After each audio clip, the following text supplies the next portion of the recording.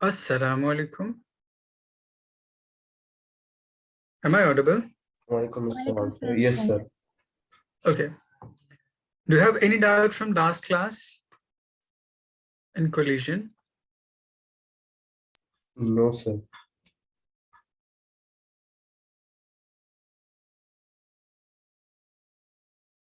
Okay. We had defined collision in 1 dimension. So let's start collision in 2 dimension.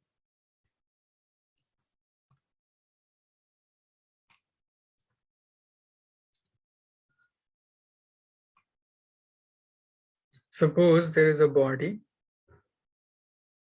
having mass m1, which is going along this path at some initial velocity u1. So line of motion is along this term, which hit another body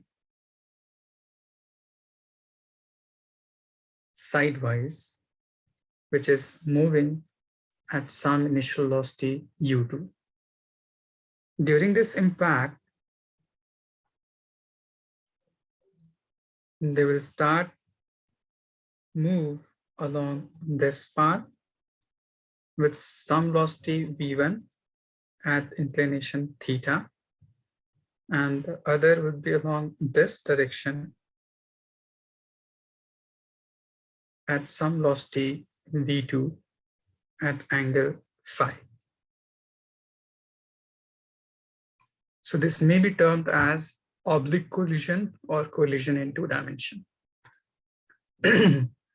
Now, with respect to this final component, we may break as m1 v1 cos theta, and in this direction, it will be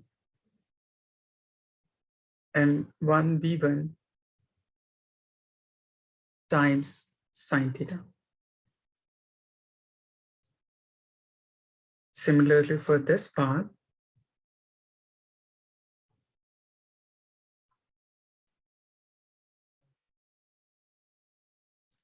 it will be m2 v2 times cos phi, and along this direction, it will be m2 v2 times sine phi. Is it clear till this part?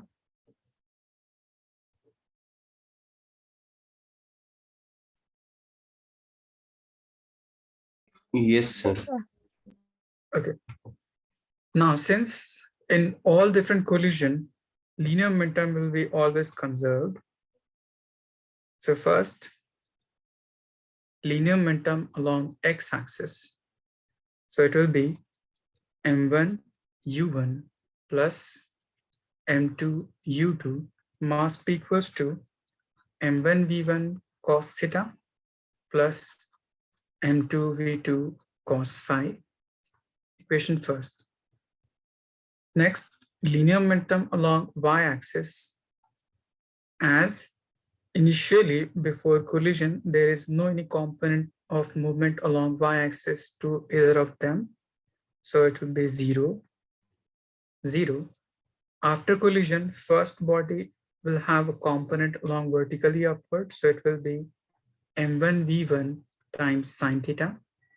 And second is along downward direction. So it will be minus of m2 v2 times sine phi. Next is kinetic energy will be conserved only for elastic collision. Rest of the whole term, initial kinetic energy will be always greater than final kinetic energy.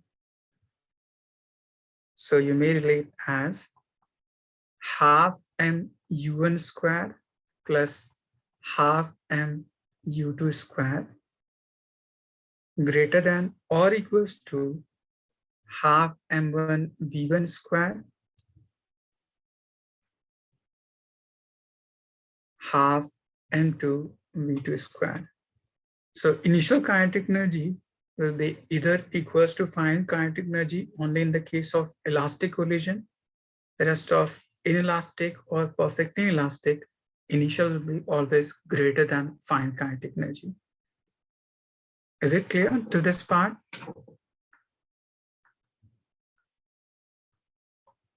Khalid, any doubt? No, sir. Okay, just write it down.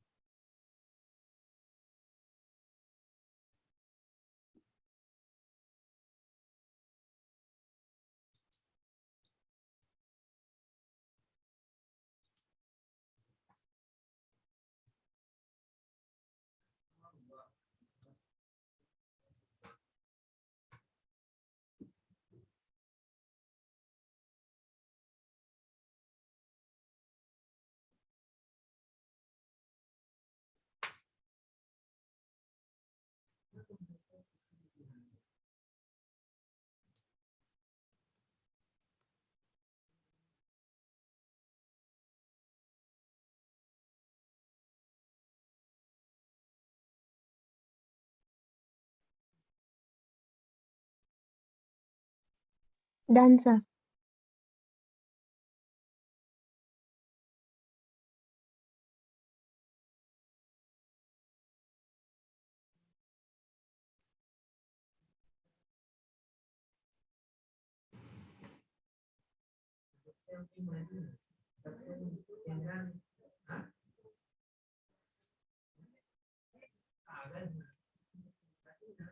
Done, sir. Hamza, done?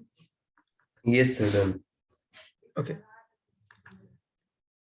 We have to prove a term that is for elastic collision.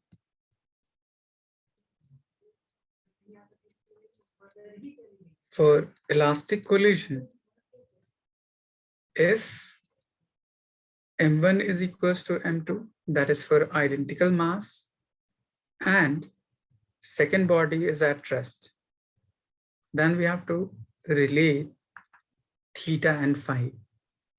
So we can write above equation as u1 plus second term is 0 is equals to v1 times cos theta, v2 times cos phi as equation first.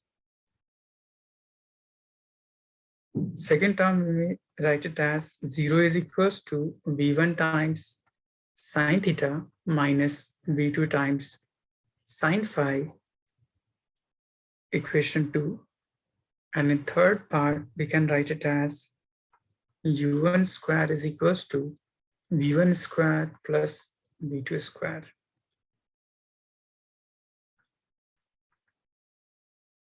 Now we have to solve this expression to find theta and phi. So on squaring and adding equation first and equation second, it will be u1 square on left hand side, v1 cos theta plus v2 cos phi whole square plus v1 sine theta minus v2 sine phi whole square. So if you expand these two terms, you will get v1 square cos square theta, v2 square cos square phi plus 2v1 v2 cos theta cos phi as first part.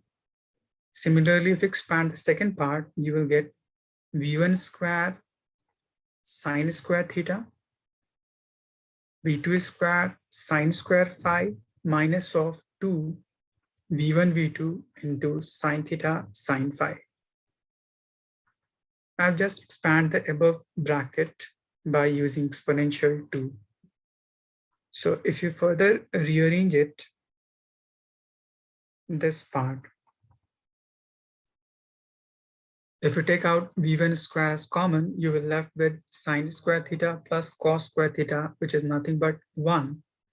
So it will give you just v1 square. Similarly, the second part, if you take out v2 square as common, you are left with sine square phi plus cos square phi, which again will be equals to 1, plus 2 times v1, v2, if taken as coefficient or constant term. So it will be cos theta cos phi minus sin theta sin phi. Is it clear till this part? Yes, sir. Hamza?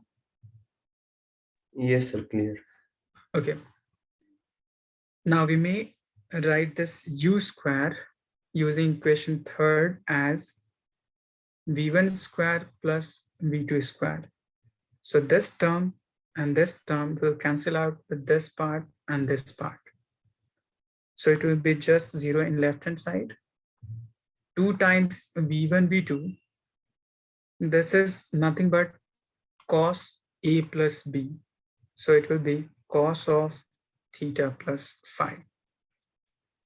Now we have first term this and second term this, which is equals to 0. 2 v1, v2 can never be equals to 0. So you will say cos of theta plus phi equals to 0. And we may write it as cos of 90 degree. Therefore, theta plus phi is equals to 90 degree. So for elastic collision, if bodies are identical, if second body will be at rest, so angle theta plus phi, or the separation between two angles for two different bodies from the line of impact, must sum up to 90 degree, or you'll say they must be complementary of one another.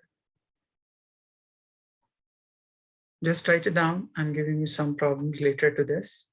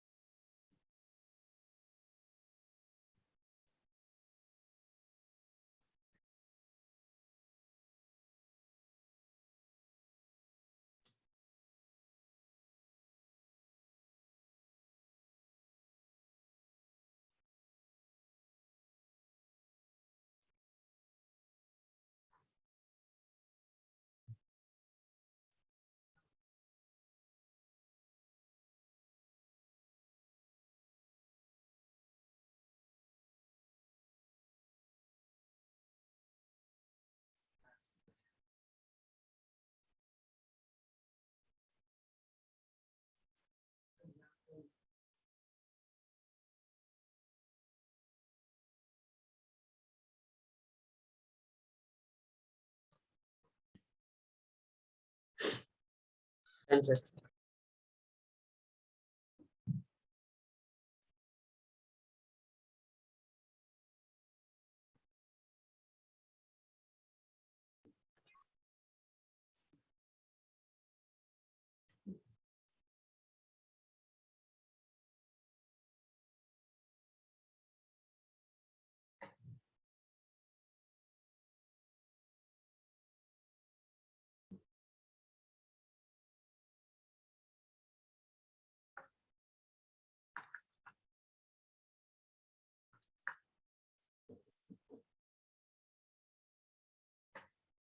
You all have written?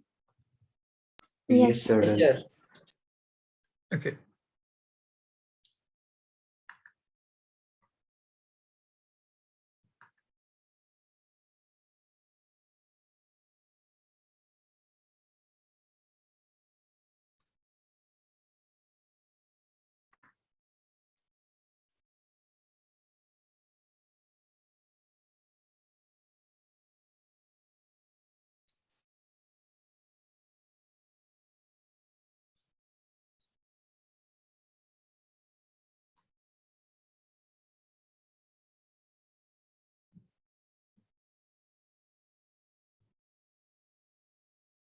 In game of snooker,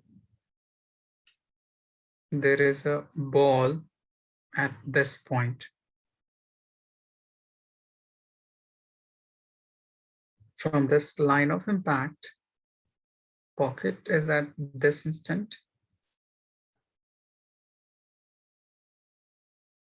Which is at 54 degree from this point.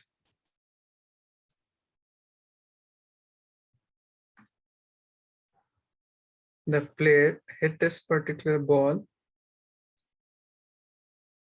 by this at some velocity 5 meter per second. On striking this, it will get deflected along this direction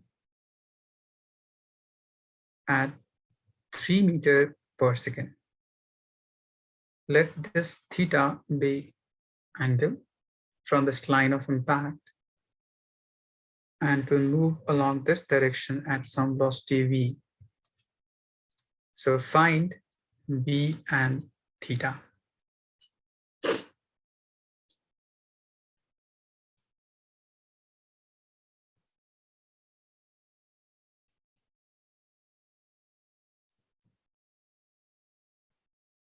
In this game, all ball would be identical to each other, or we'll say having same mass.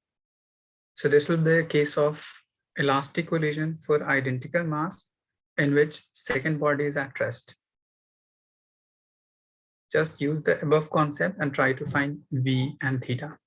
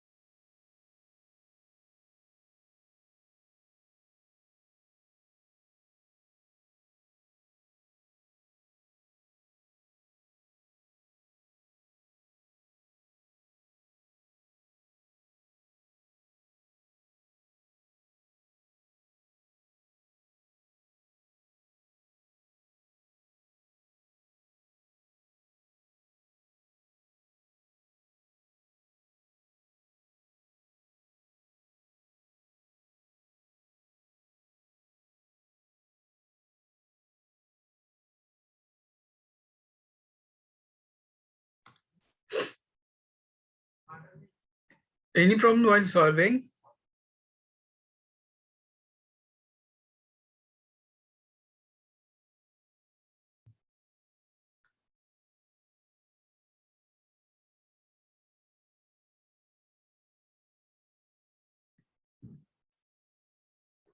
Sir, I meant theta. Okay. Just check your calculation.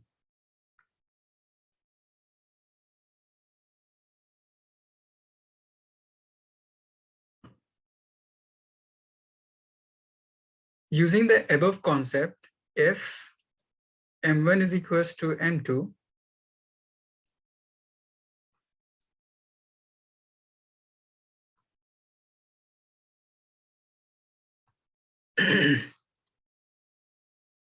and second body is at rest, so u1 square will be equals to v1 square plus v2 square, and theta plus phi will be equals to 90 degree.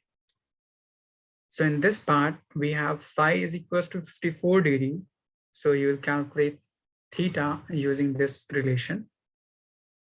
We have first body, which is moving at 5 meter per second, that is u1, and it get deflected by 3 meter per second, so it will be v1.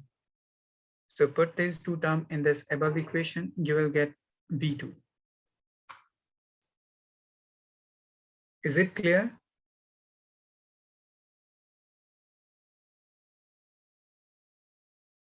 Yes, sir. Try to solve.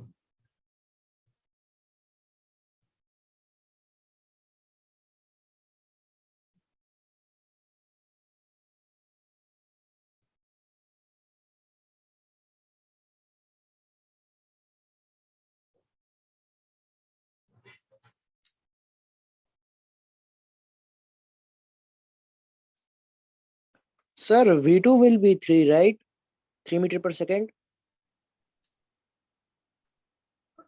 It should be v1, that is velocity of first body after collision. Okay.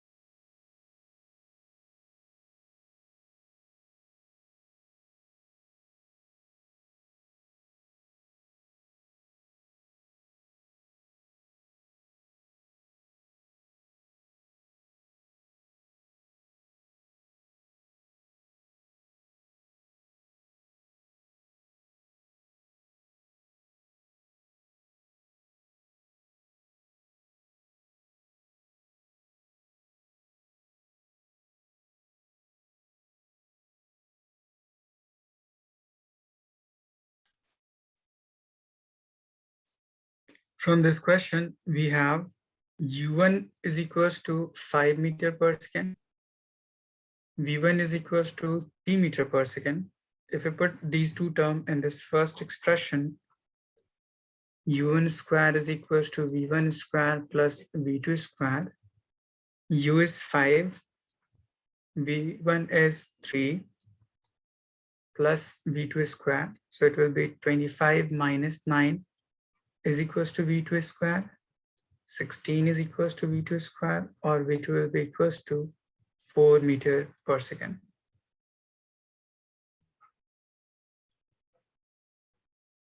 Next is theta plus phi is 90 degree. In this part, one of the angle is 54 degree. So theta plus 54 is equals to 90 degree. So theta will be 90 minus 54. So it will be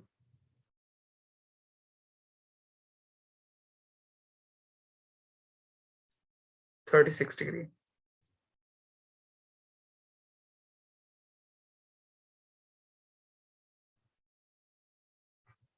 Is it clear? Khalid? Yes, sir. Hamza? Yes, sir. Okay.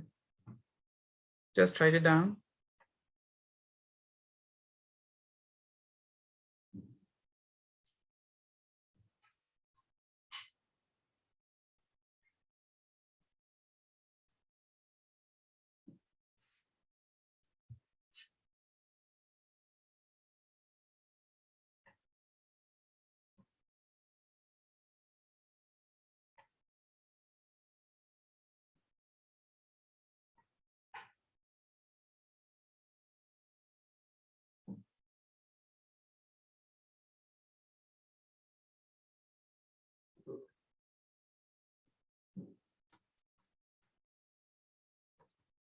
You all have written? Yes, sir.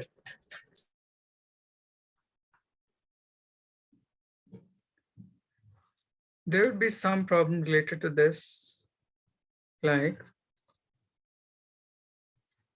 a nuclei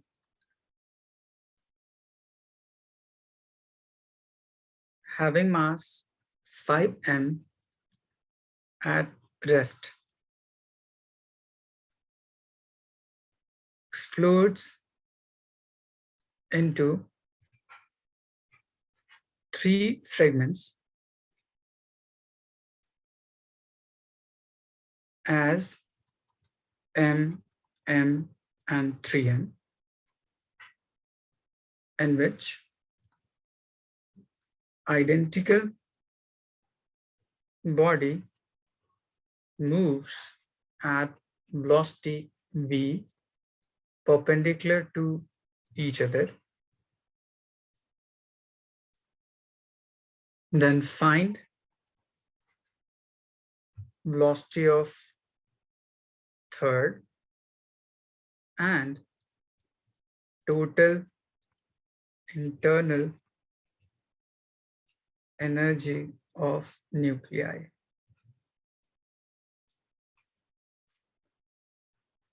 I'm defining you how to solve these type of problem.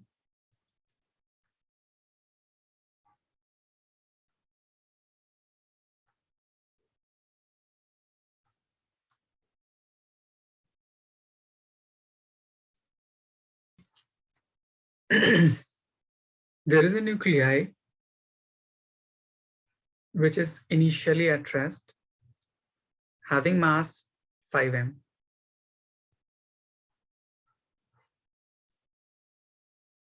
So initial velocity will be 0. It explodes into 3 fragments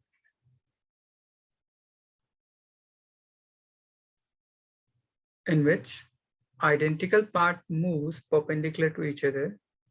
So let's say one of the fragment is along this direction at velocity v. So it will be m times v. The second fragment would be along this direction at m times v. So in which direction third will move, so that as we have initially, the total momentum of this nuclei is 0 as it is at rest. So the total momentum of this combined fragment must be 0. So since these two fragment is going forward, so third must be along this direction at some inclination theta,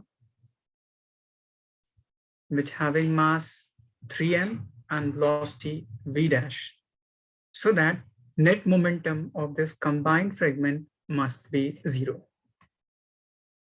Is it clear how I have defined these 3 fragments? Yes, sir. Ishma? Yes, sir.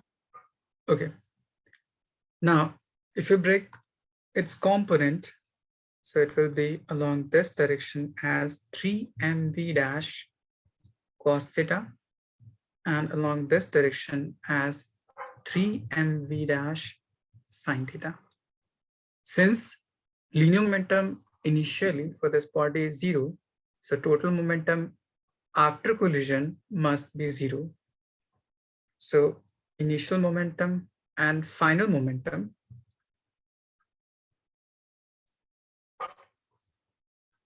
must be equal. So if you move this term to left hand side, you will get 3 mv dash cos theta is equals to m times p. Similarly, for the second part along y-axis, 0 is equals to plus of mv minus 3 mv dash sine theta. So if you move this term, you'll get 3 times mv dash sine theta is equals to mv. This is equation first, this is equation second. If you divide these two terms, you'll get 3 mv dash cos theta divided by 3 mv dash sine theta is equals to 1. 3 mv dash will cancel out. So it will be cot theta is equals to 1 or theta will be equals to 45 degree.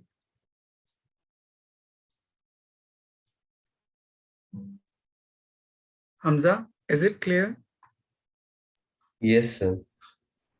Now, if you put this theta in any of these above equation, you'll get 3 mb dash sine 45 is 1 over root 2 is equals to n times p. This m and this m will cancel out. So v dash would be equals to root 2 times velocity divided by 3. So this would be the velocity of third particle. Now next is to find the total internal energy of nuclei. So you'll say total energy stored within this nuclei on explosion will get transferred in terms of or will get converted in terms of kinetic energy provided to that fragments. So total internal energy of nuclei must equals to total kinetic energy of each fragment. Just put the value of each term and simplify it. You'll get total internal energy of this nuclei. Khalid, is it clear? Yes, sir. Okay. Just write it down and try to simplify it.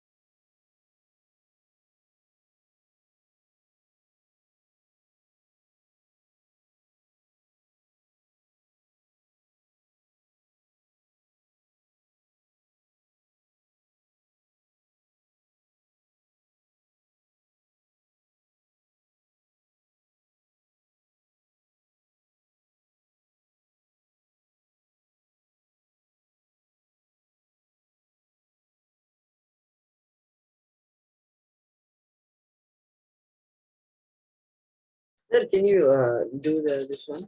I'm quite stuck.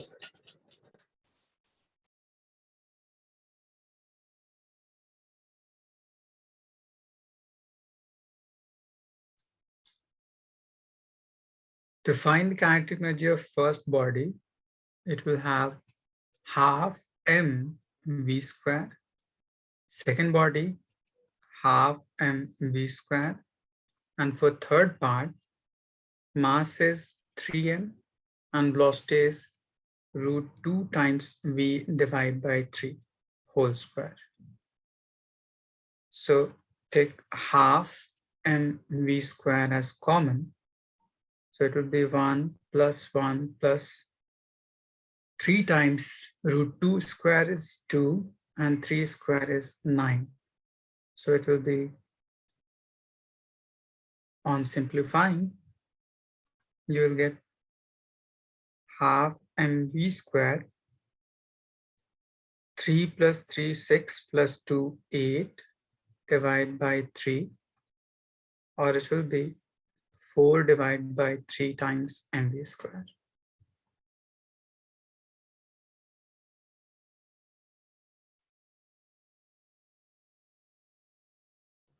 Sir, that's all the question. Like this, the answer, then keep it 4 by 3 mv square. Yes, yes. Yeah, then You have to answer in terms of mass and velocity only. okay.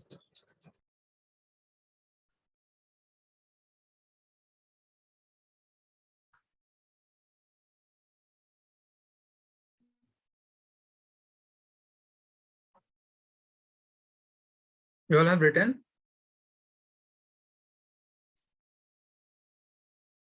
Yes, sir. Okay. So this is all about this collision in 1 dimension and 2 dimension.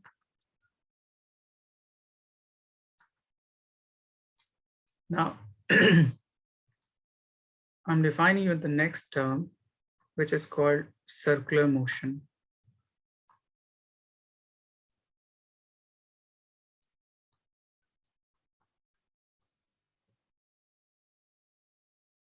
So first, what do you mean by circular motion? So you'll say, if motion of a body which keeps on changing at each interval, at this point it was along this direction, at this point it is along this direction, at this point it is along this direction, and so on. So the path or direction of body at each instant would gradually change, then this will attain a circular path. The motion of a body which keeps on changing at each instant. So it will follow a circular path, and it is called circular motion. Now we may define this circular motion in 2 parts. One is called uniform circular motion, and second is non-uniform circular motion. Uniform means if magnitude of velocity or speed is constant. Speed or magnitude of velocity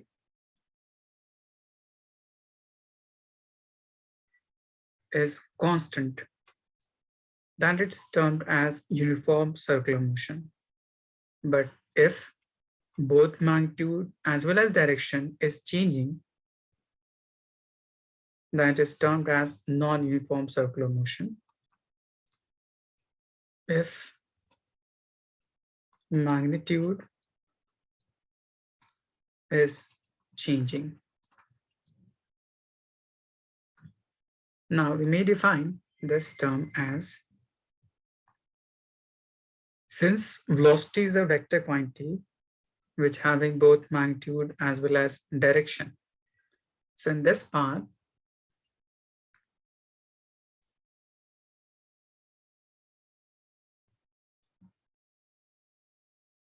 Suppose you have a circular path in which there is a particle at this point, which is going along this direction. At some later instant, it will be along this direction.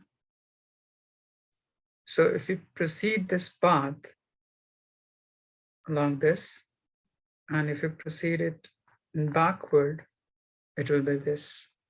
So you'll say the direction of velocity at each point is gradually changing. As velocity is a vector quantity, which having both magnitude as well as direction. So in this path, direction is changing, but magnitude is constant.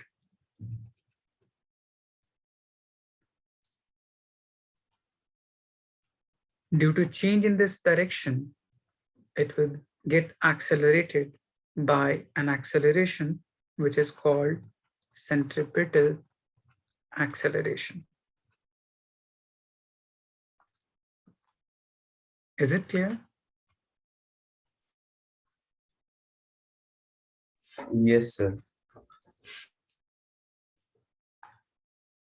We may derive this centripetal acceleration. I will define you in later term.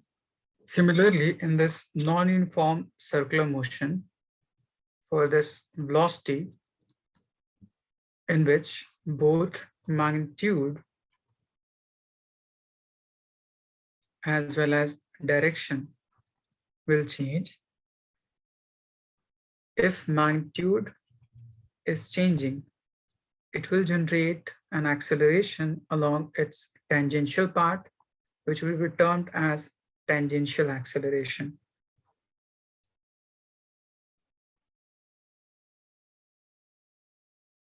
And due to change in its direction,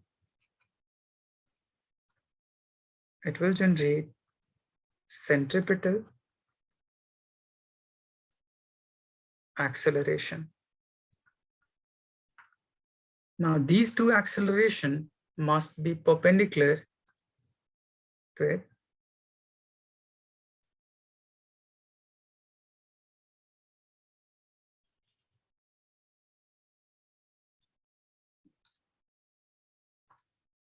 In this, we have first particle, or due to change in its magnitude, there will be acceleration along this direction, tangential to it. So it will be tangential acceleration. And due to change in its direction, there will be an acceleration towards center that is called centripetal acceleration. If two vector which is inclined at 90 degrees, so there would be a resultant of them, A, which must be inclined at some theta with this horizontal path. Is it clear about uniform circular motion and non-uniform circular motion?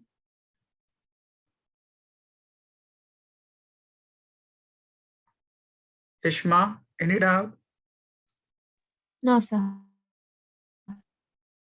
Okay, just write it down.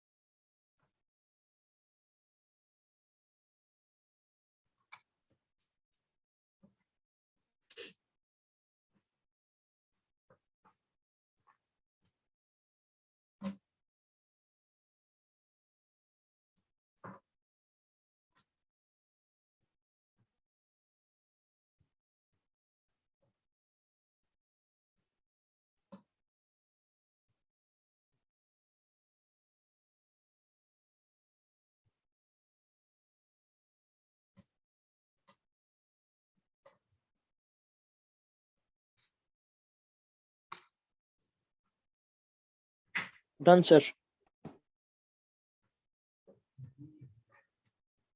Done, sir.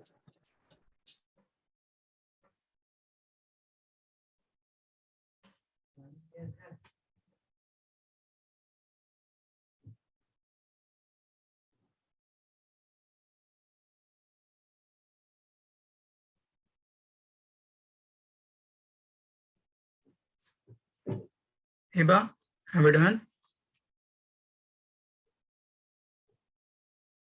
Yes, sir. Done. Now, if magnitude of velocity, which is changing, is at constant rate or is at variable rate, so we may break this term into two parts. Magnitude of velocity.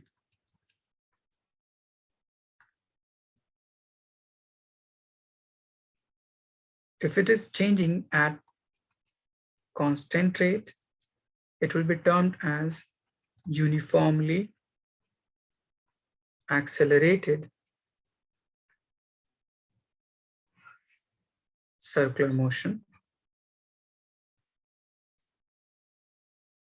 And if magnitude of velocity is changing at some variable rate, so it will be termed as non-uniformly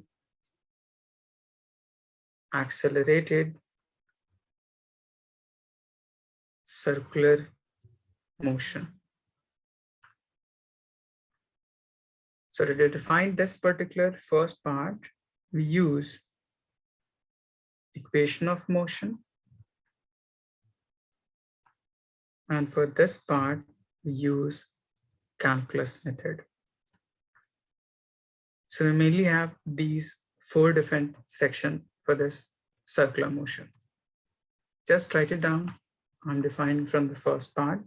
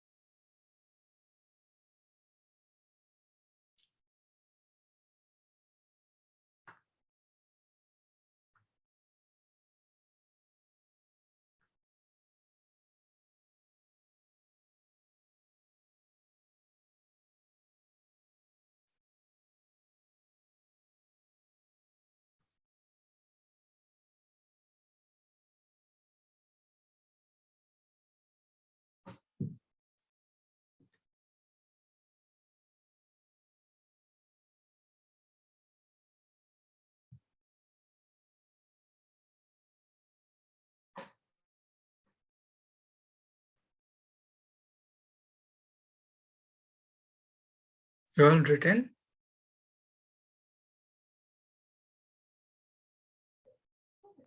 Yes, sir. Done.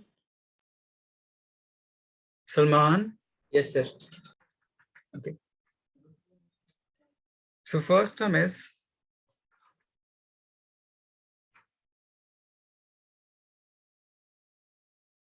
uniform circular motion.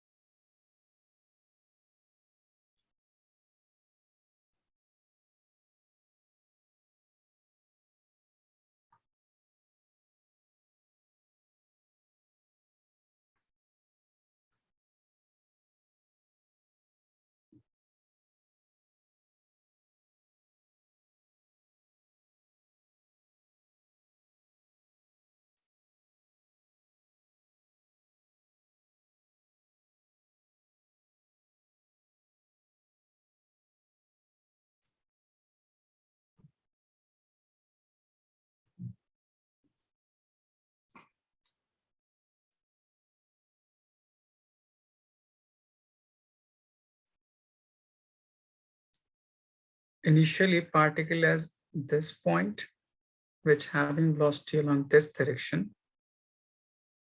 This is center.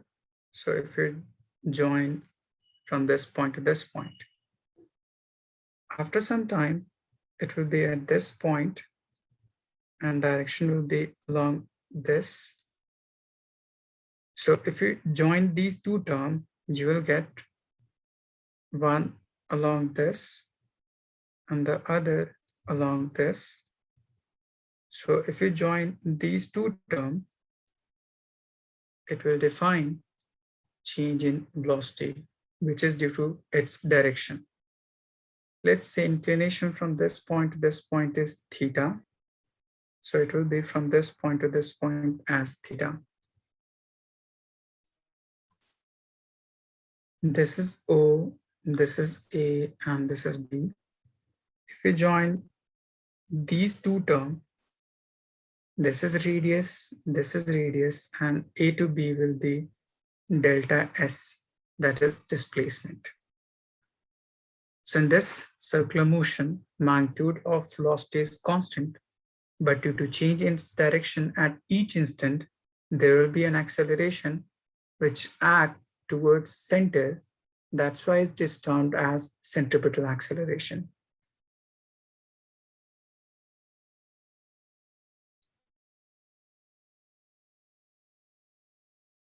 Since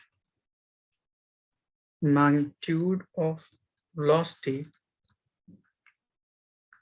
is constant, but due to change in direction at each instant, there will be an acceleration seeking towards center. This is called centripetal acceleration.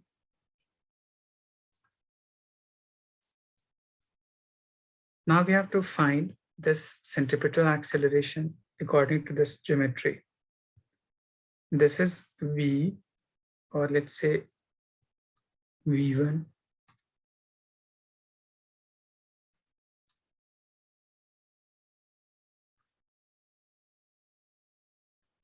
So this will be again V. So this triangle and this triangle must be similar. So as triangles are similar, so ratio of their sides must be proportional. So you'll say V divided by R must be equals to delta V divided by delta S. Is it clear? Yes, sir. Now, if you rearrange it, you will get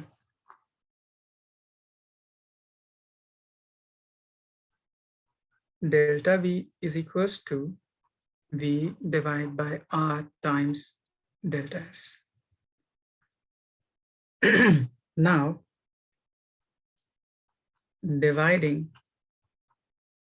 both sides by delta T and taking limit delta T tends to 0. So this will become delta V divided by delta T, limit delta T tends to 0 is equals to V divided by R, limit delta T tends to 0, delta S divided by delta T. This whole term, which is nothing but instantaneous of this velocity, so it will be dV over dt. equals to v divided by r, and this whole term is nothing but instantaneous, so it will be ds over dt. dv over dt is acceleration,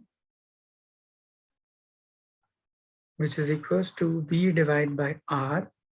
ds over dt is velocity, so it will be v square divided by r. And this acceleration, since it is acting towards center, so it will be termed as centripetal acceleration. Is it clear?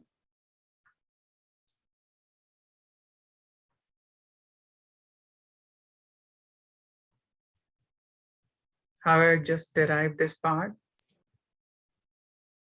Yes, sir. Yes, sir. Okay.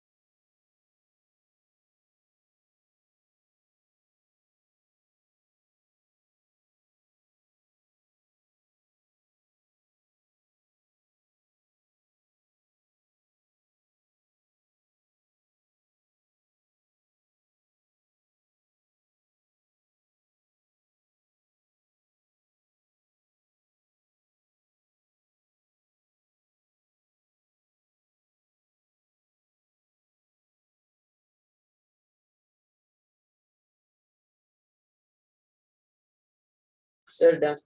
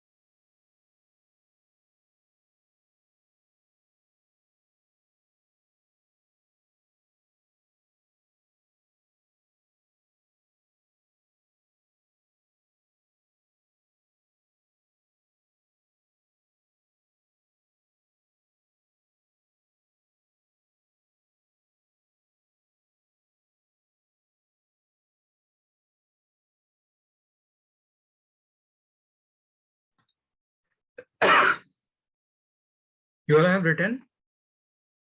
Yes, sir. Hamza? Yes, sir. Written, sir. Okay. Similarly, we may find some of term related to this in this circular path, that is change in displacement. It will be equals to 2 times of r into sine theta by 2 using the concept of resultant of 2 vector, and change in velocity will be 2 times of v sine theta by 2, and time taken to move from A to B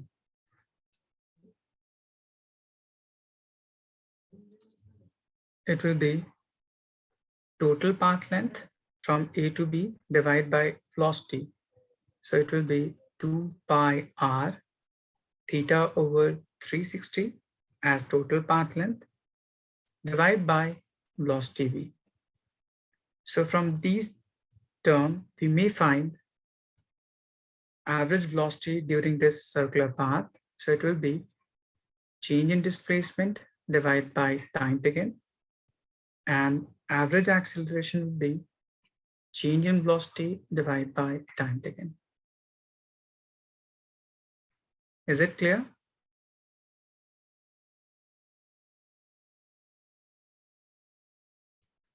Yes, sir. Just write it down.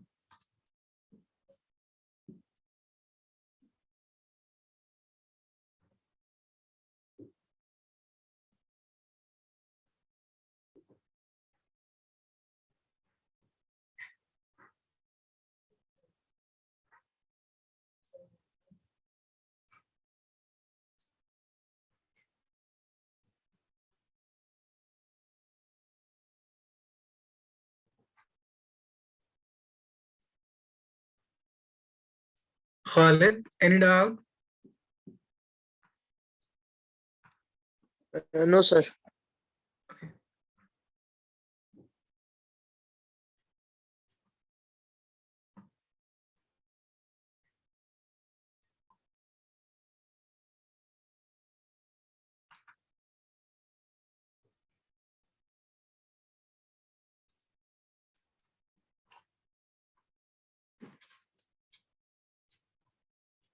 A particle is moving at constant velocity of 10 meter per second along circular path of radius 20 centimeter. Find first centripetal acceleration, second average velocity and average acceleration.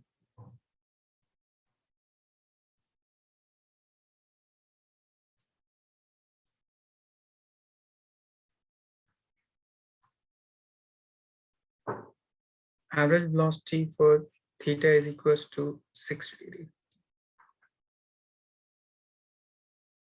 Just use the above formula and try to find.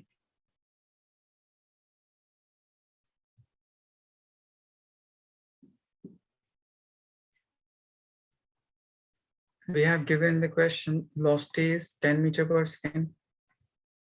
Radius is 20 centimeter. So try to convert it in terms of meter. Then use the above formula to find centripetal acceleration and average velocity.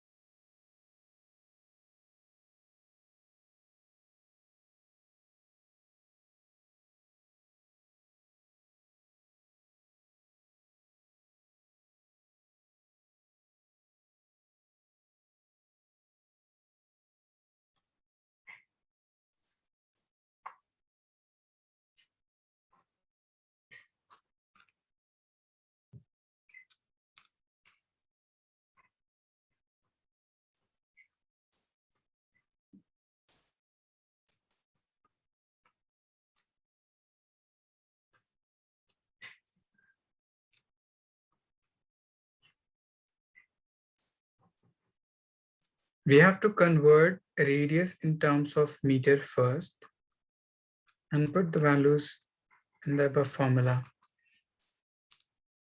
Hamza, convert radius Yes, sir. from centimeter into meter first.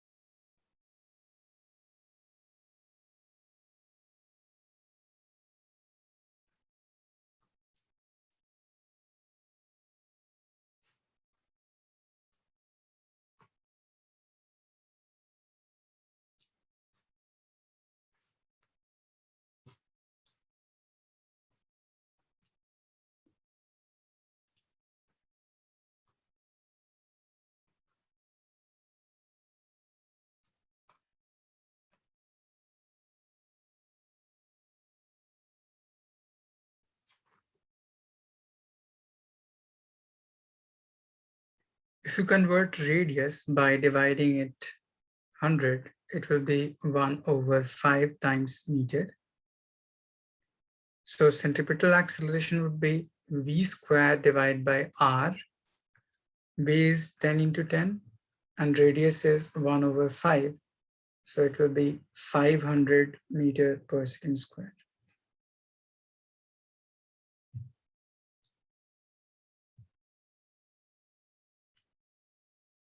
Good, Hamza.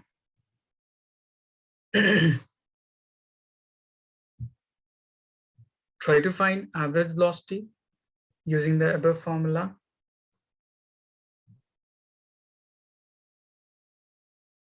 For average velocity, net displacement will be 2 times r sine theta by 2, and time taken is 2 pi r theta over 360 into v. So if you divide these two terms, you will get average velocity equals to 2r and 2r will cancel out. So you will get 360 degree into velocity into sine theta by 2 divided by pi times theta.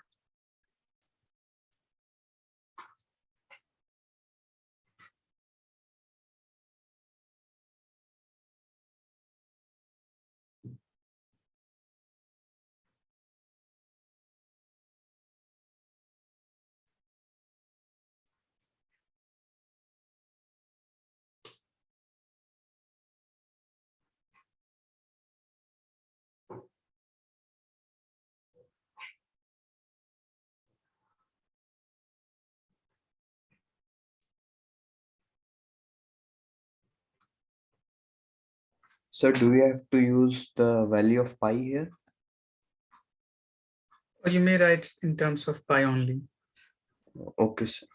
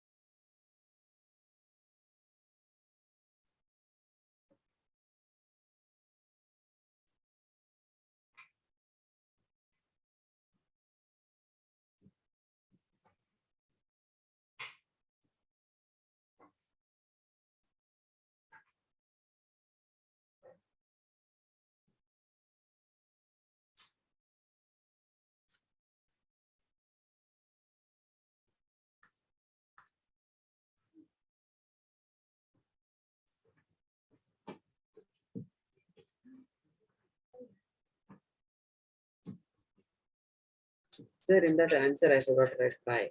By pi, okay. Okay. Just check your calculation, Salman.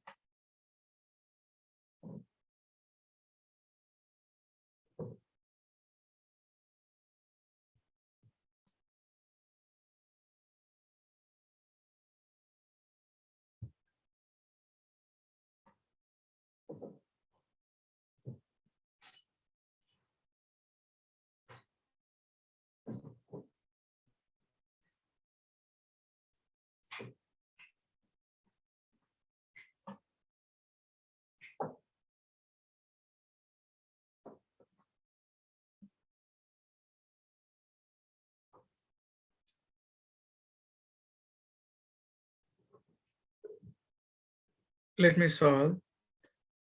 360 into log is 10. Theta is 60 divided by 2 is 30. And sine of 30 is 1 by 2. Divided by pi times theta, which is 60 degree. So this and this will cancel out in 6 times. This and this in 3 times. So it will be 30 divided by pi meter per second.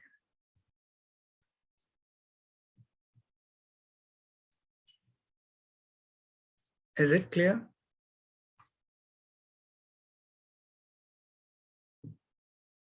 Yes, sir. Yes, sir. Ishma, any doubt? No, sir. Khalid? No, sir, no doubt. Okay.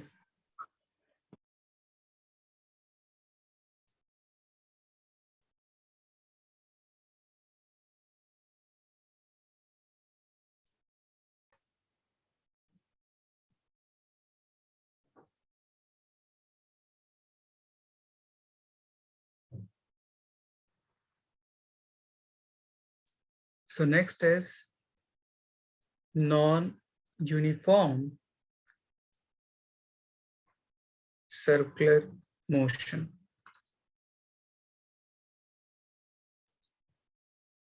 The motion of a body along circular path for which both magnitude as well as direction keeps on changing is termed as non-uniform circular motion. The motion of a body along circular path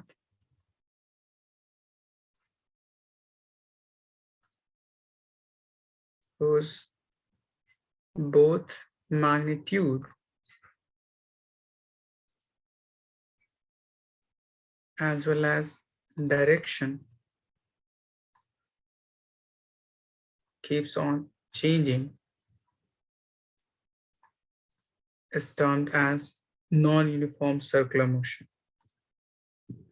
So we may define velocity change in two different paths.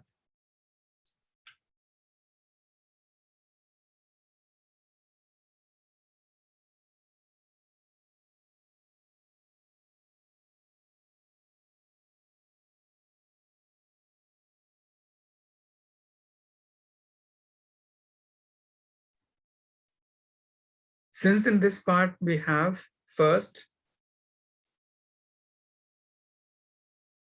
magnitude and second direction.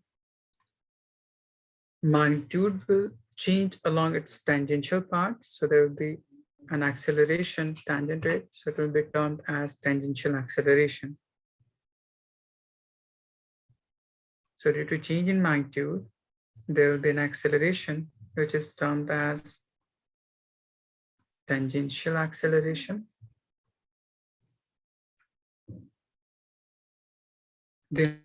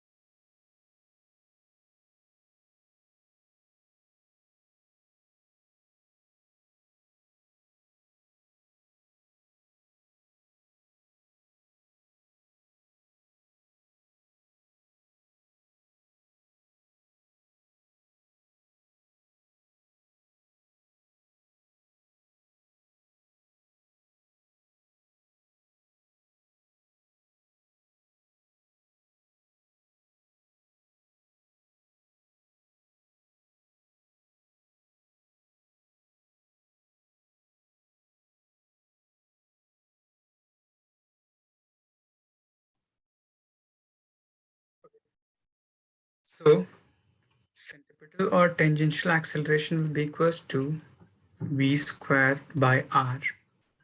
So if we define its direction,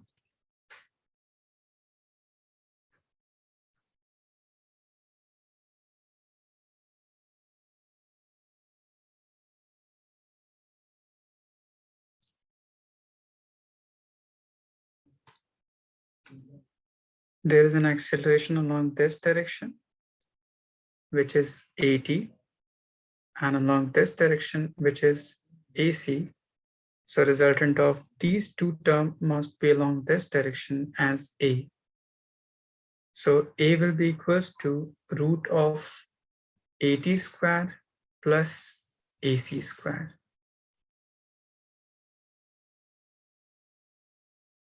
Now there will be question like we have AT, AC, and this A, which may be inclined at some angle theta with respect to horizontal. So we may break this resultant A in terms of AC and AT. So AC will be equals to A times cos theta, and AT will be equals to A times sin theta. Is it clear?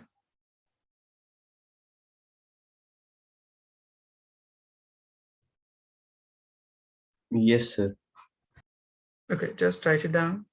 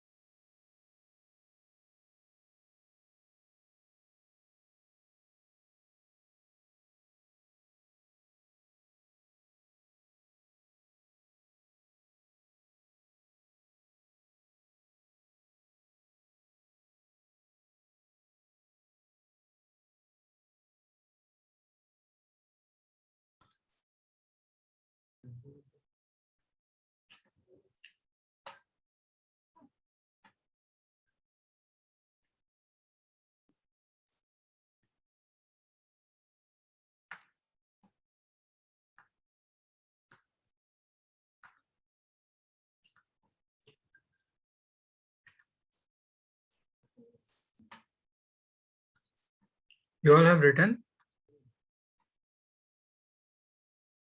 Yes, sir. Done. Now, for this part, we may define dynamics of circular motion.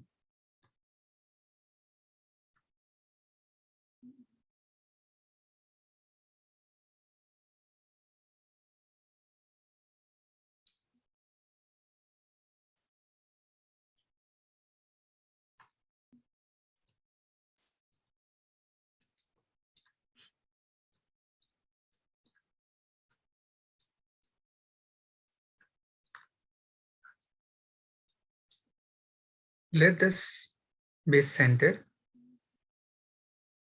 This is radius, theta in between, which must be subtended by this arc. So there was a formula related to this theta and radius as theta is equals to length of arc over radius. So we may write it as dl is equals to r times d theta. So this is first relation between length of arc and theta. If you divide it by time, it will be dt over r times d theta over dt. So this first term is along translational part, that is along straight path. So it will be termed as velocity is equals to r times d theta over dt, which is along the circular path, and it will be termed as omega. So theta is also called angular displacement.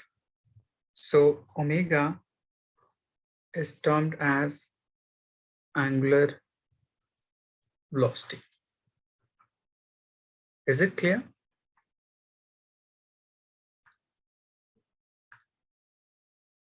Hishma? Yes, sir. Okay. We may divide this term by time. So it will be v over t is equals to r omega divided by t. So this term will become acceleration is equals to r times. This term will be acceleration with respect to angle. So it will be termed as alpha, which is also called angular acceleration.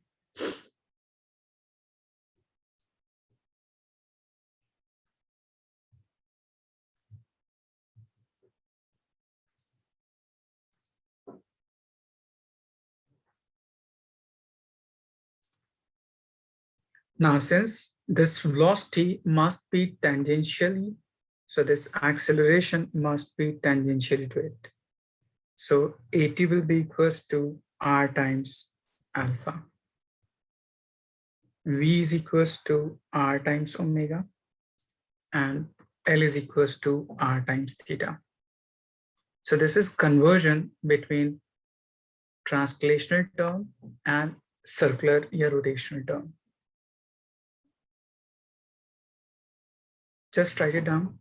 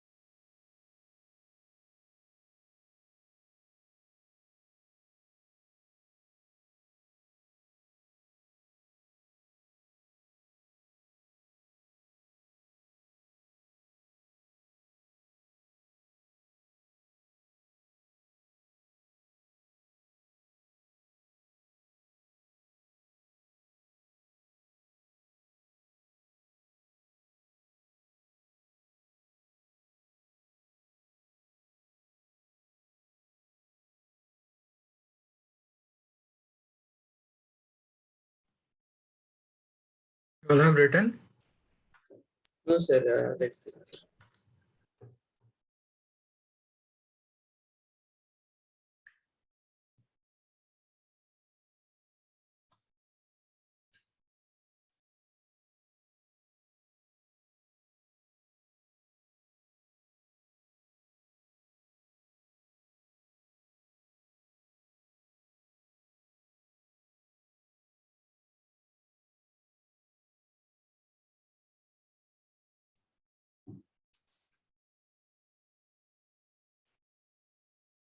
Yes, sir. Done.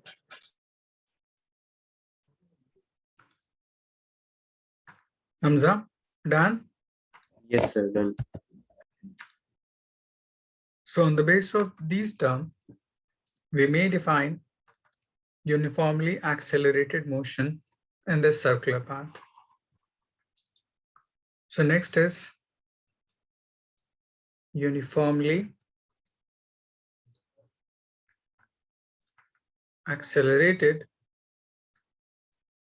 circular motion. Like uniformly accelerated motion along straight line, we had v is equals to u plus a times t as first equation.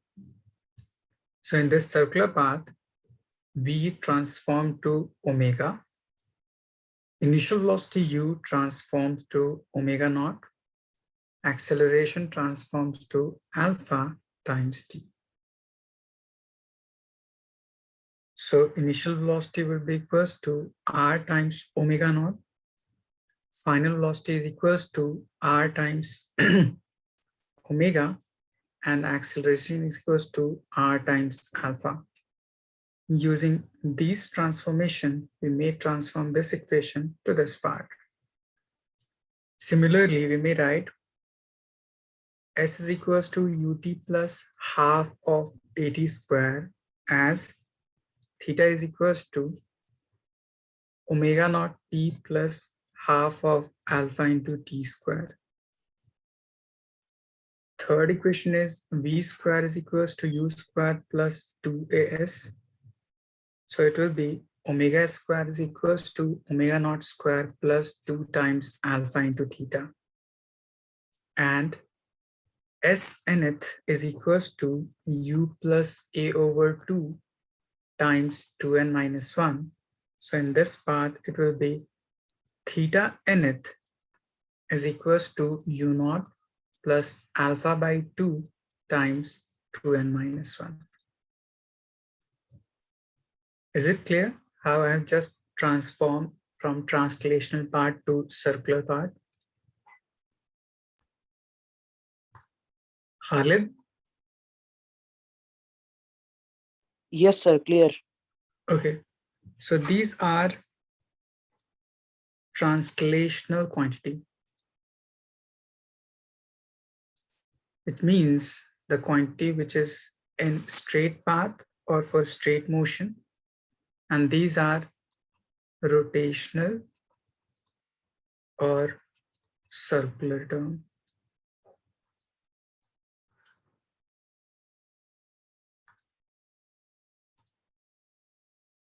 Now there will be unit conversion in this circular path like we did in translational. If you have to convert kilometer per hour to meter per second, we just multiplied by 5 by 18. Similarly, in this rotational path, there is some transformation. First is RPM, which is revolution per minute. In every revolution, total angle subtended by that particle would be 2 pi in terms of radian. Per minute, it will be 60 seconds. So just multiply this RPM by 2 pi by 60. It will convert in terms of radian per second. So this is first conversion. Similarly, if there will be revolution per second, so just multiply it by 2 pi, it will get converted into radian per second. Next is on the basis of this theta.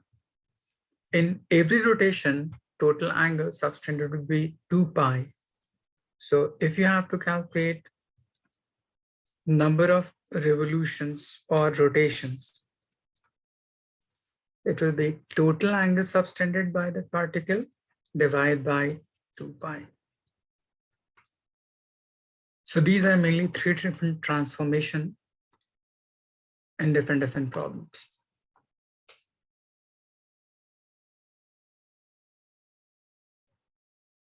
Hiba, any doubt? No, sir. Okay, just write it down.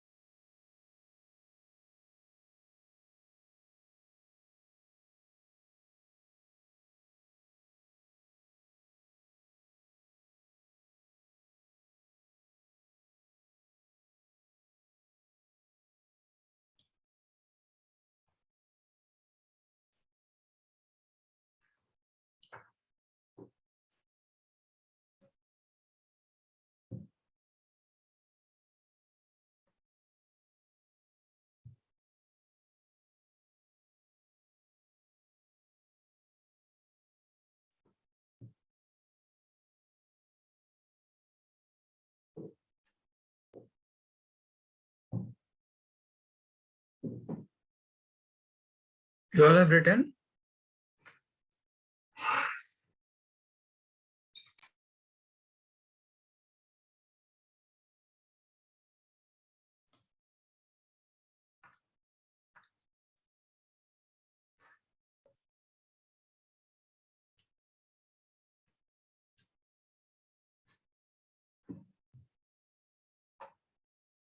Yes, sir. Done.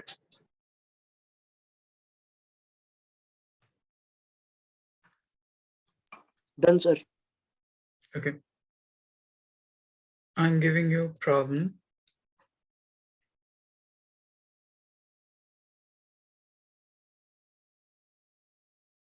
A circular wheel of a radius 40 centimeter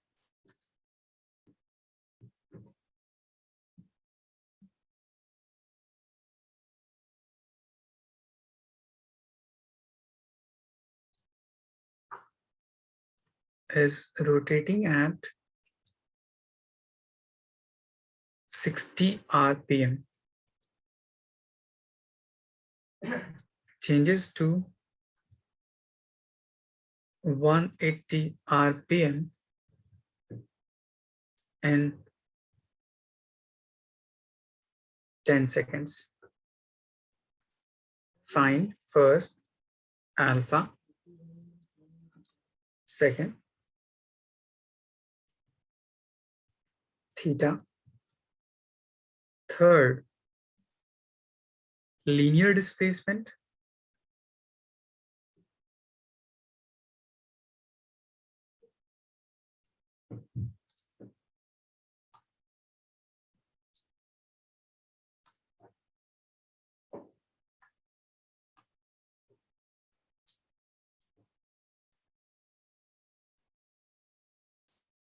try to solve using the above concept.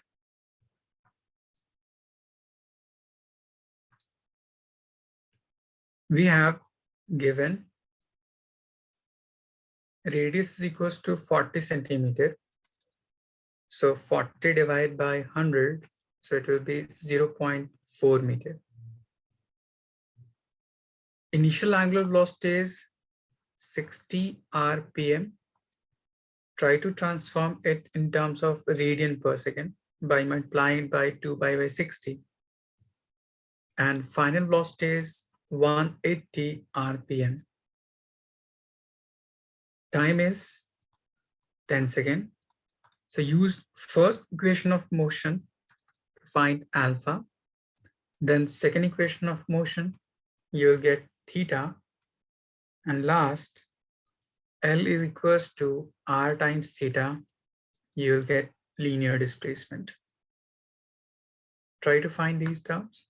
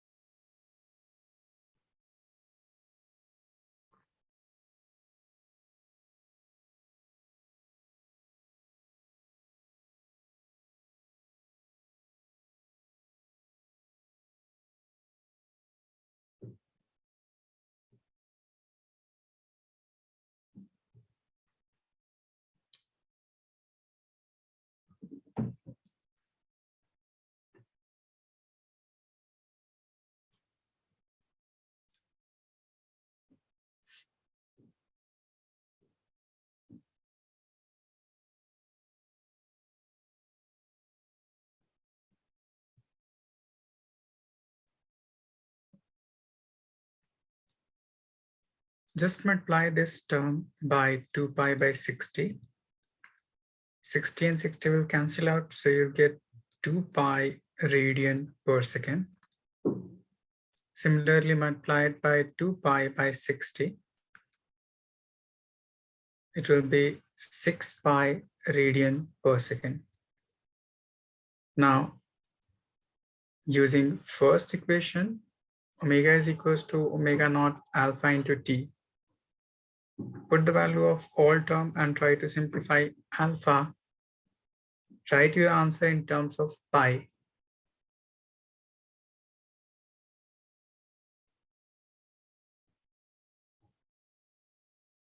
Similarly, use second equation of motion to find theta.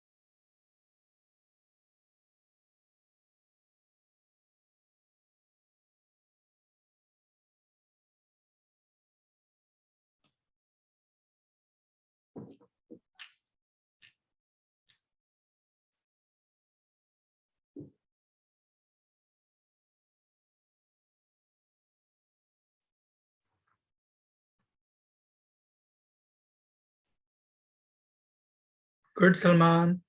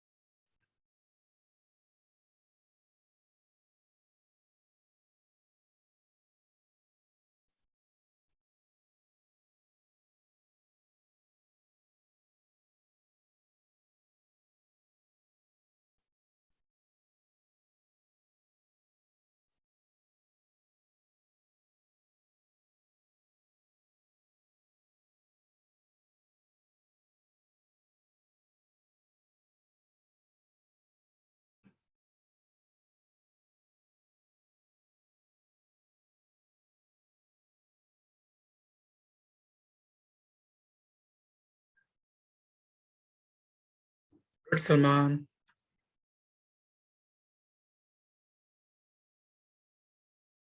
We put all the values in this part. Omega is 6 pi. Omega naught is 2 pi plus alpha times t is 10. So move this term to left hand side. It will be 6 pi minus 2 pi. That will be 4 pi equals to 10 times alpha. So alpha is equals to 4 times pi divided by 10. So it will be 0.4 pi. Or you may write it as 2 by 5 pi. Good, Hamza. Now just put this value in this second part.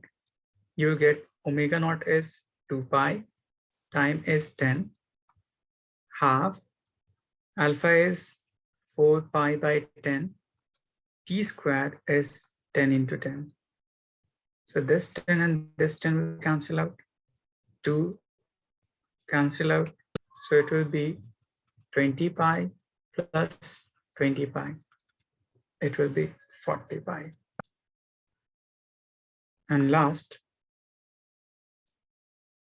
displacement is equals to radius, which is 40 centimeter, 0.4 into angle is 40 pi. So it will be 16 pi.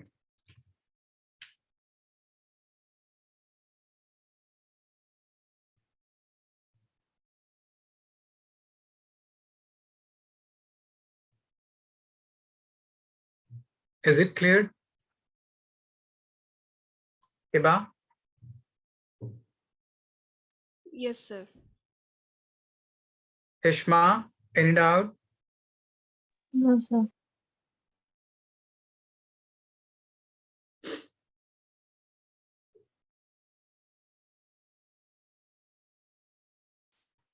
There is one announcement.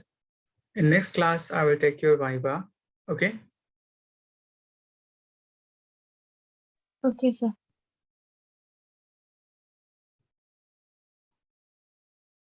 So for Viva, just revise chapter number 6, that is work, energy, and power till collision. Okay? Okay, sir. Is it clear to everyone? Yes, sir. Okay. You all have written till this part? Yes, sir. Yes, sir. Khalid, any doubt? No, sir. Okay, so just revise this till this whole part and try to do more and more problems. In next class, we'll start. In next class, I have to learn one more topic in this circular motion, that is motion in horizontal circular path. motion in vertical circular path, and there is some application. Then we'll start chapter number 7, that is system of particle and rotational motion. Okay. Yes, sir. Okay then. Take Yes, sir. care. Allah Hafiz. Allah Thank you, Hafiz, sir. Thank you, sir. Allah Hafiz. Allah Hafiz, sir.